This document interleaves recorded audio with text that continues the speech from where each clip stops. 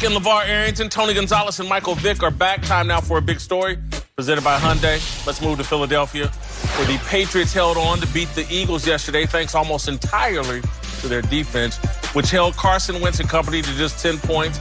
New England's offense, meanwhile, couldn't do much of anything, with Tom Brady throwing for just 216 yards and Julian Edelman throwing the Patriots' only touchdown of the day.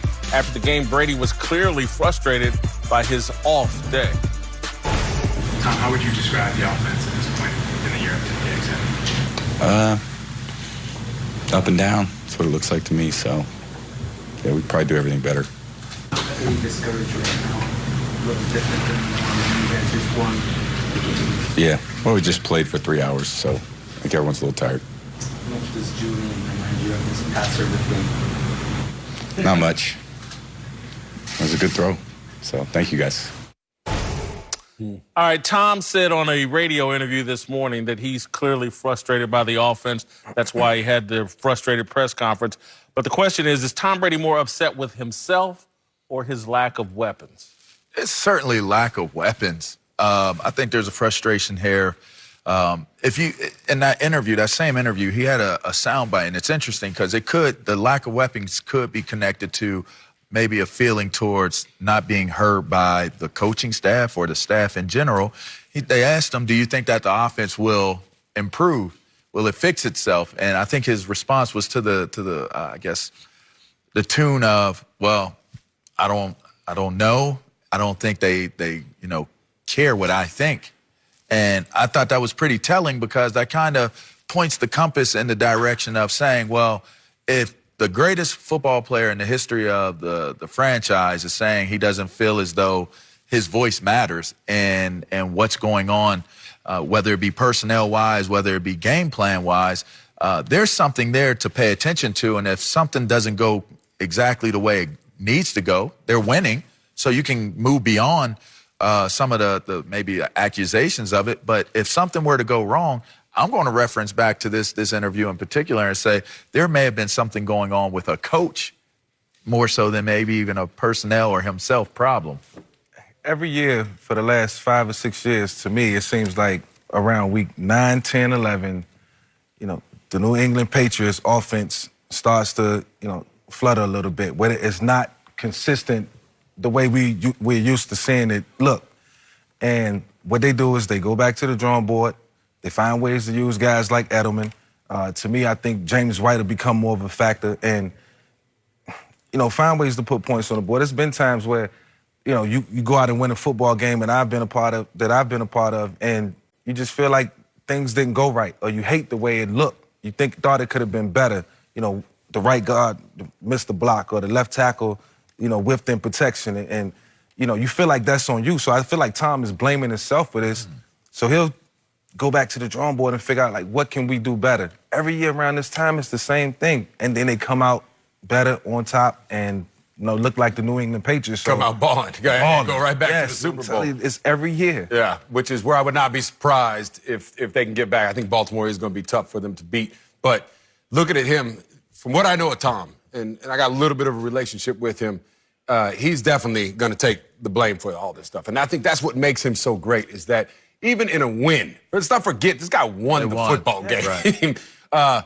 But I think he's looking at himself saying, hey, I got to be better. I got to be better. Some of those throws that you're showing there in the highlights, man, he's not playing that well. That's all there is to it, and I don't blame him. The guy's 42 years old, whatever it is. I think you play this, Laura. I remember Jerry Rice told me while I was still playing, he said, play till the wheels fall off.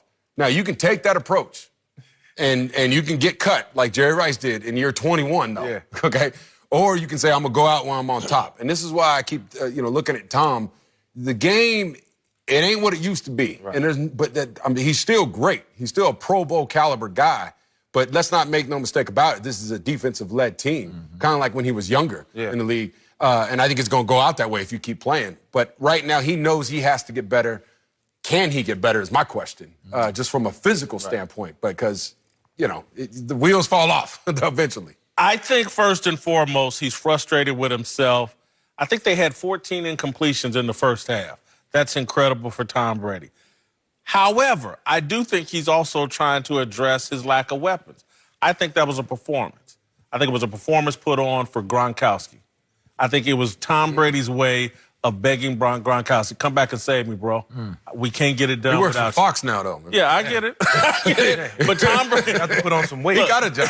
Give him a couple weeks. No, He did lose a little bit of weight. I don't know if he needs any weight to do what Brady needs done. he'd be fine. Again, he doesn't have to block. They just need him out there at 6'7". He's unguardable and hell, the being lighter may actually help him, make him move better. But I think he was clearly performing for Rob Gronkowski.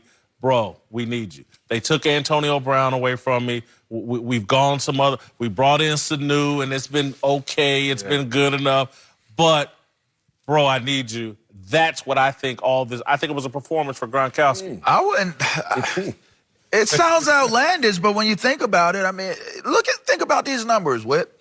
Julian Edelman, he's always had Amendola. He's always had somebody that goes along with what he's doing with a Gronkowski.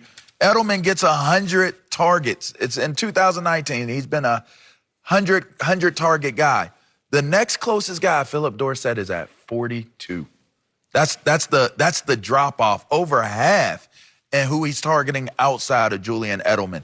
That's got to be frustrating and you think about it, even for Edelman, even though he's getting that look and he's getting fed the ball, that's got to be disappointing or frustrating for him because it's going to be harder for him to find openings when the defense does their analysis on the game and say, stop Edelman, and we win the game. So you could very well be right. He is lobbying to have something else, someone else that can help take the pressure off of himself and on Edelman.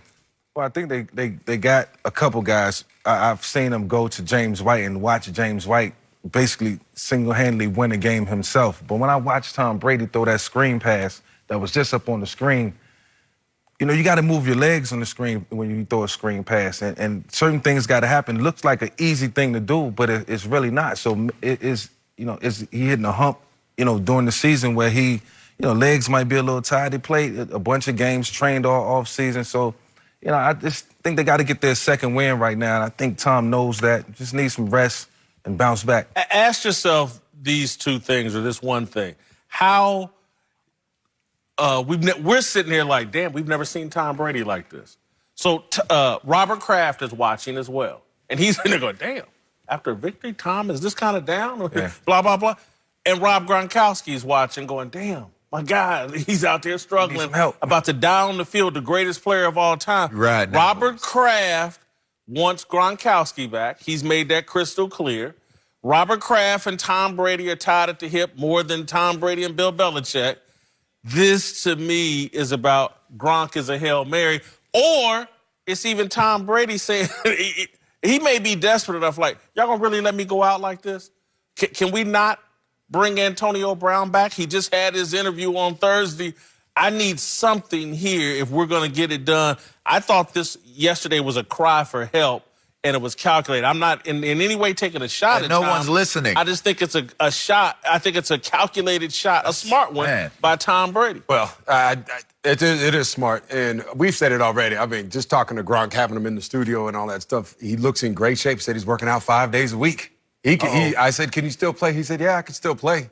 He feels better than he's felt in a long time because you take that time off. Your body feels good. It could be true. And what a story that would be if he comes back to go along with that defense. I think you could write it up right there. They're going to the Super Bowl. I'm not going that far, Tony. You don't think if Gronkowski's with that team, Baltimore is good. But Baltimore. You still got to deal with that running game of Baltimore and Lamar Jackson. That would be interesting. That would make it a match. I think Tom Brady's aware, like, this ain't good enough to beat Baltimore. I need some help. I was just thinking that maybe after that Baltimore game, they looking like, look, we need some help. And some things got to happen offensively in order to get AB and Gronk coming back? Jeez. All right, coming up. Only on Speak for Yourself. Dak Prescott just had himself another big game. He did. Was it enough to prove that Jerry Jones finally needs to pay up? Speak for Yourself is presented by Hyundai.